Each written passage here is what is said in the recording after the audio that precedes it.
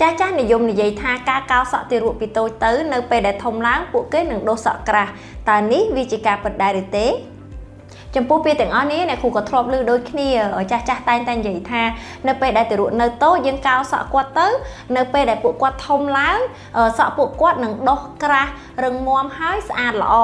ក៏ប៉ុន្តែជាក់ស្ដែងទៅវាអត់មានអំណះអំណាងណាដែលទៅអះអាងថាវាពិតជាដូចដែលពួកគាត់និយាយនោះទេ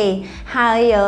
កម្រាស់សក់ឬមួយក៏ទំហំនៃសរសៃសក់របស់មនុស្សយើងម្នាក់វាត្រូវបានកម្រិតឬមួយក៏កំណត់ដោយកតាហ្សែនរួចទៅហើយវាមិនពាក់ព័ន្ធទៅនឹងថាតើយើងកោឬមួយក៏មិនកោនៅពេលដែលពួកគាត់នៅជាទារកនោះឡើយតែម៉ាម៉ាដឹងអត់ថានៅពេលដែលម៉ាម៉ាកោសក់ទារកតូចគឺយើងបានត្រឹមតែកោនៅលើផ្ទៃខាងលើនៃស្បែកក្បាលប៉ុណ្ណោះក៏ប៉ុន្តែវាមិនមានប៉ះពាល់ទៅដល់ឫសគល់នៃសរសៃសក់នៅក្រោមស្បែកនោះទេ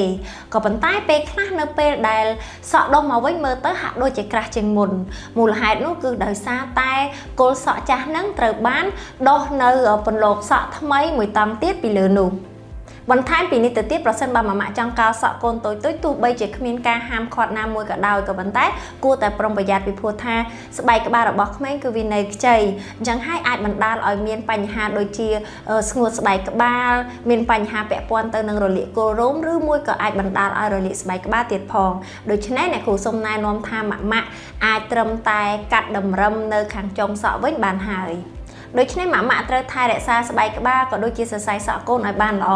ជាពិសេសផ្ដល់នៅសំណើមនិងពិនិត្យមើលក្នុងករណីដែលមានឡើងក្រហមឬមួយក៏កន្ទួលរមាស់ផ្សេងហើយម៉ាម៉ាគួរគប្បីចេះជ្រើសរើសនៅសាប៊ូកក់សក់ណាដែលមានសភាពស្រាលស្រទន់ហើយមិនមានសារធាតុគីមីណាដែលធ្វើឲ្យប៉ះពាល់ទៅដល់សុខភាពសរសៃសក់ជាពិសេសគឺទៅលើស្បែកក្បាលរបស់ពួកគាត់